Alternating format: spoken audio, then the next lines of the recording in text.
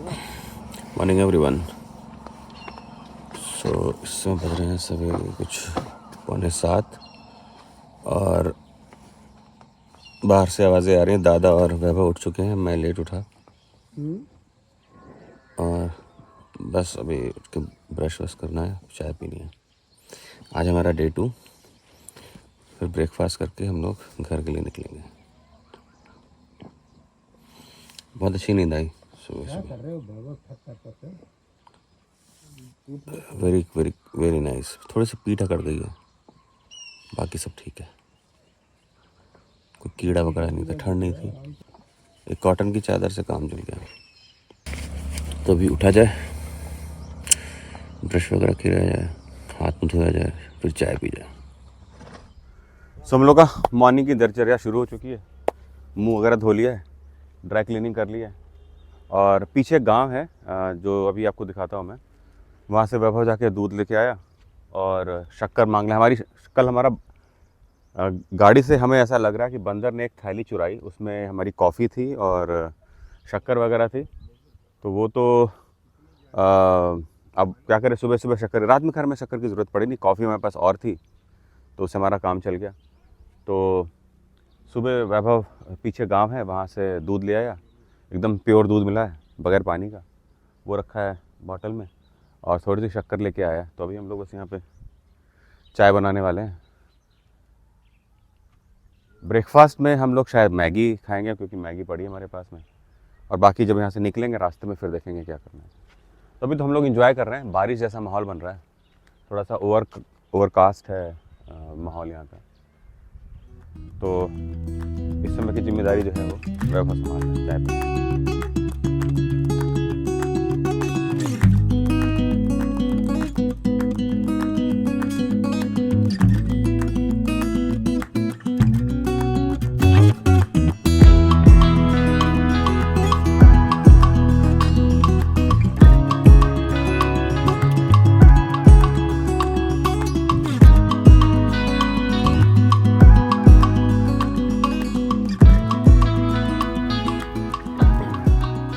So Vaibhav is making tea. अभी हमारी चाय जो है वो उबल चुकी है। तो वैभव तुमने क्या क्या बनाया अभी? अभी चाय हमारी बॉईल हो चुकी है, अब हम मिल्क बॉईल कर रहे हैं और शुगर हम बाद में ऐड करेंगे मग में एज पर। और दादा जो है पीछे अपना वो व्लॉग बना रहे हैं। दादा इधर रख लो साइड में, इधर ही आ जाओ, वीडियो में आ जाओगे आप, आ जाओ।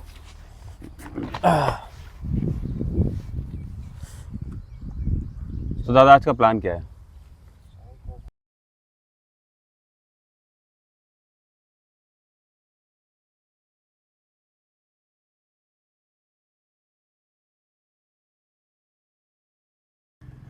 तो वैभव इसमें बना रहा है मैगी। तो हमारा मैगी में हमने पानी में मसाला डाल दिया है, उसी में नमक वगैरह डाल के, तेल हम इस्तेमाल नहीं कर रहे हैं उसमें, डायरेक्टली प्याज और टमाटर काट के डाल दिया है। अब वैभव उसको मैगी को क्रश करके उसके अंदर डाल रहा है। तो मेरे ख्याल से 5-10 मिनट में हमारी मैगी बन जाएगी। तो बस हम लोग अलग अलग बिजनेस मॉडल्स पे इसमें डिस्कशन कर रहे हैं। और जो वैभव है, मुझे नहीं पता था, वैभव मेक्स वेब एप्लीकेशंस और websites, portal, so he has a very in depth knowledge. So मैं उससे सीख रहा हूँ कि कैसे वेबसाइट्स वगैरह बनती हैं, कैसे एप्लीकेशंस बनती हैं मोबाइल पे। जैसे आप सपोज़ ब्लिंकिट की ऐप है या अमेज़न ऐप है, ये इसको कैसे बना सकते हैं, कितना यूज़र फ्रेंडली होती है, कितने फीचर से कितने पैसे लगते हैं, उसका डेटा कैसे स्टोर होता है, वही मैं सीख रहा हूँ वैभव से। तो ये मेरा डोमेन नहीं है, मैं मेडिकल लाइन में हूँ, वो सॉफ्टवेयर लाइन में है। तो हम लोग ऐसे एक दूसरे से एक्सचेंज करके चीज़ें सीख रहे हैं। मैंने सुबह उनको बताया कि इंडिया में नी रिप्लेसमेंट ज़्यादा क्यों होते हैं, mechanical axis and anatomical axis हमारी नी पे क्रॉस होती है। तो उसने वो मुझसे सीखा, अब मैं सीख रहा हूँ उससे कि वेब एप्लीकेशंस कैसे बनती है। तो कैंपिंग का यही फ़ायदा है, हम लोग आपस में मिल करके एक दूसरे से नई नई चीज़ें सीखते हैं।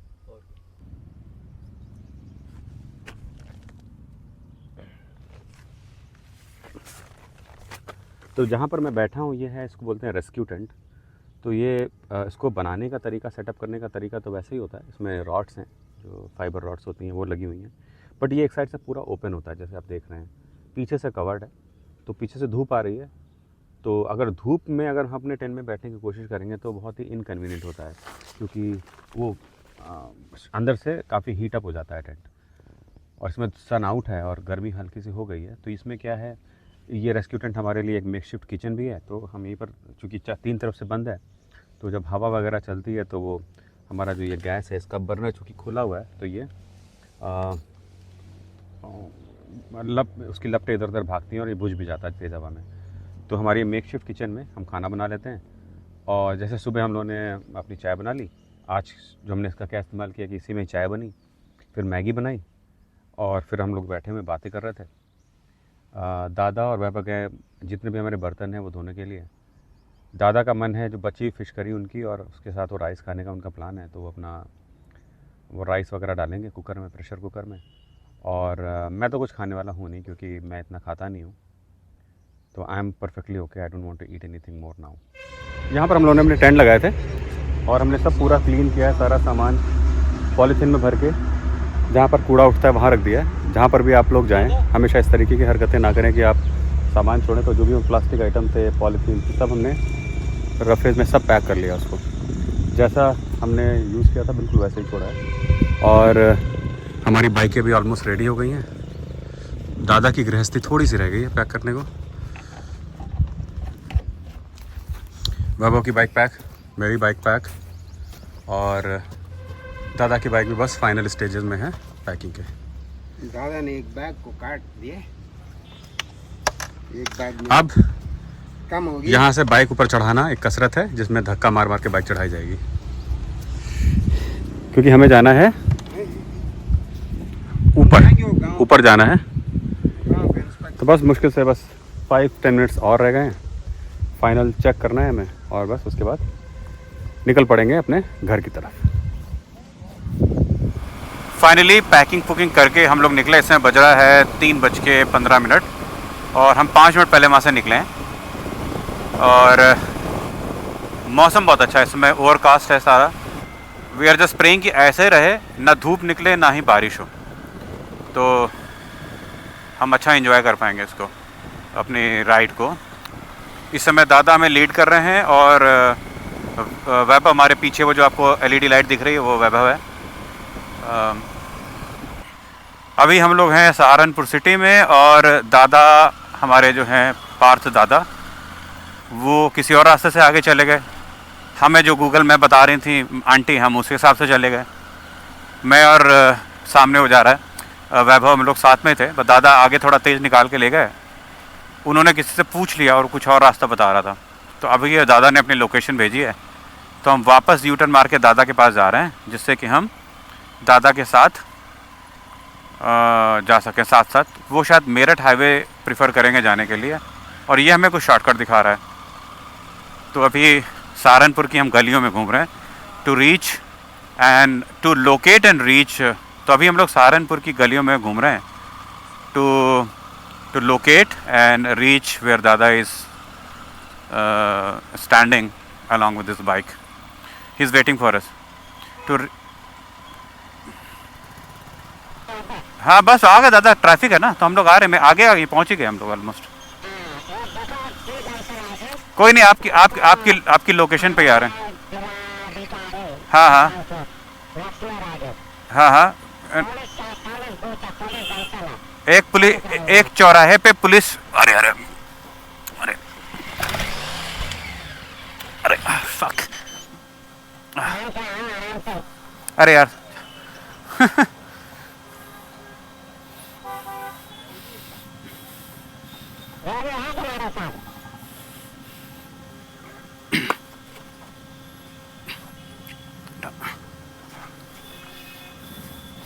रुकना।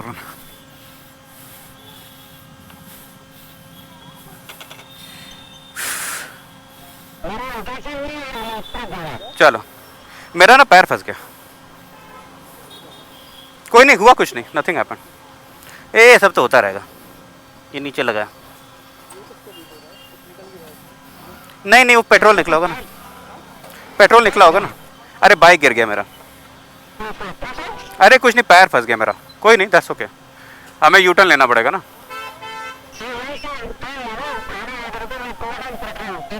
ठीक है ओके।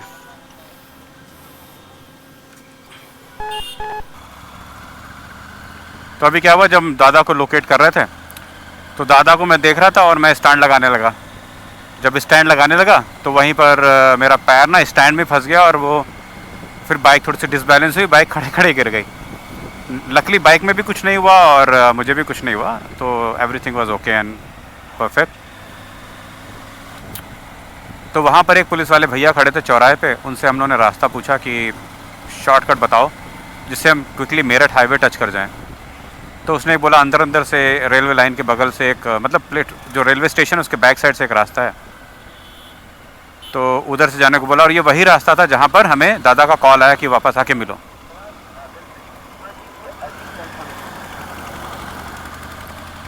तो अल्टीमेटली घूम फिर के उसी रास्ते से ही हम आए और अभी हम शहर से बाहर निकल गए हैं और now we are going towards Meerut. So we are crossing Deoband right now. तो शहर मेरे दाहिने हाथ पे वो देवबंद का जो फेमस मस्जिद और इस्लाम का जो एक एजुकेशनल इंस्टीट्यूट है वो मेरे दाहिनी तरफ इस समय पड़ा है, मैं उसी को क्रॉस कर रहा हूँ।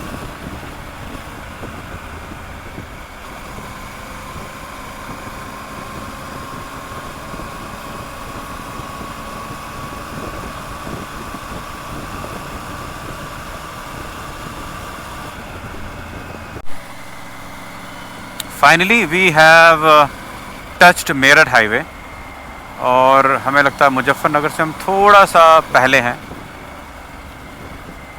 जहाँ से सहारनपुर का कट आता है, तो उस रोड से हम वापस आके हमने अपने मेन हाईवे पे टच कर लिया है। अब बस हम भगवान से खैर मनाते हैं कि मोदी नगर मुरादनगर में हमें वो नर्क ना मिले जो हमारा यूजुअली ट्रैफिक का नर्क होता है। We should not see that.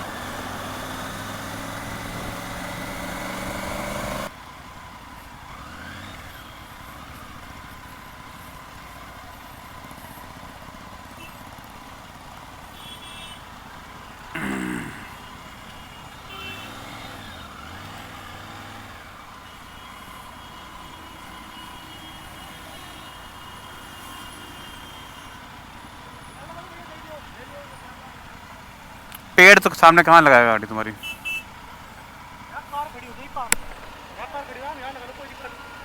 ये भाई इतनी भारी गाड़ी, इसको निकालना बैठाना बड़ा मुश्किल काम है। रुके हैं जब सहारनपुर से कट लेकर के हमने राइट टर्न लिया और हम मेरठ हाईवे पे टच हो गए। फिर एक पहला ढाबा मिला, मैंने और वैभव ने डिसाइड किया कि चाय के लिए रुकेंगे। दादा रुके नहीं चाय के लिए, अगर हम नहीं रुकते तो आगे भगाते चले जाते और हमें लग रही थी थकान। तो मैंने वैभव ने आंखों में इशारा किया कि चाय के लिए रुकना है, तो वैभव ने पहला ढाबा देखा, ये गणपति टूरिस्ट ढाबा, और हम यहीं पर रुक गए। तो बस चाय का इंतजार कर रहे हैं, बस चाय पी के और एक शायद चिप्स खाएंगे और हम फिर यहाँ से अब सीधे घर पे ही रुकेंगे। तो उम्मीद ये कि 9 और 10 के बीच में हम शायद घर पे पहुँच जाएंगे। 10 बजे तक तो पहुँच ही जाएंगे, 10 बजे तक तो पहुँच ही जाएंगे, है ना? थोड़ा भगाएंगे तो 10 बजे तक पहुँच जाएंगे। तो अभी मैं 5 मिनट में अपने घर पहुंचने वाला हूं। बीच में मेरा व्लॉगिंग करने का बिल्कुल मन नहीं हुआ क्योंकि मेरठ मुजफ्फरनगर से मेरठ के बीच में गजब का ट्रैफिक था। मतलब हमें कम से कम 1 घंटा एक्स्ट्रा वहाँ लग गया और बीच में कुछ पता नहीं, कुछ अंबेडकर का कुछ जयंती थी कि क्या था मुझे नहीं पता, समथिंग वाज देयर। मोदी नगर मुरादनगर में उसका एक कम से कम नहीं तो 1 किलोमीटर लंबा एक जुलूस जैसा निकल रहा था, उसकी वजह से 2-3 किलोमीटर लंबा जाम लग गया। तो 1 घंटा एक्स्ट्रा वहाँ लग गया। तो जो हमें 8:30 से 9 बजे हमें पहुँचना चाहिए था तो हम 11 बजे पहुँच रहे। 2 घंटे वो एक्स्ट्रा लग गए और एकदम दिमाग एकदम पक गया। अभी बस ये हो रहा है किसी तरह बस घर पहुँचूँ, एक बढ़िया सा शावर लूँ, एक चाय पीऊँ और सो जाऊँ। I am very tired. क्या होता है ना, गाड़ी चलती रहती तो आप 1000 किलोमीटर चला लो, 500 किलोमीटर चला लो, कोई दिक्कत नहीं होती है। लेकिन ये एक गियर, फर्स्ट गियर और सेकंड गियर पे जो गाड़ी इतनी भारी चलानी पड़ती है ट्रैफिक में, it just drains you out completely.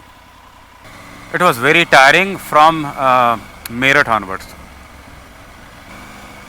लेकिन ओवरऑल मज़ा बहुत आया, कैंप साइट बहुत अच्छी थी और और अपनी आपकी अगर कंपनी अच्छी होती है ना तो फिर वो जगह उतनी वैल्यू नहीं करती। तो it was a okay place, but नदी के किनारे था, ना बहुत ठंडा ना बहुत गर्म, बिल्कुल बढ़िया सा मौसम। और हमारे दोनों जो साथी थे कैंप के लिए, they were also very good, we really enjoyed there. So finally अब मैं अपने बेसमेंट में एंटर कर रहा हूँ। अंदर से बड़ी खुशी हो रही है कि घर आगे फाइनली ट्रैफिक से झक मारते मारते। वो हमारी खड़ी है कल्लो, मेरी यजदी एडवेंचर। और सो फाइनली हम घर पहुंच गए अपने।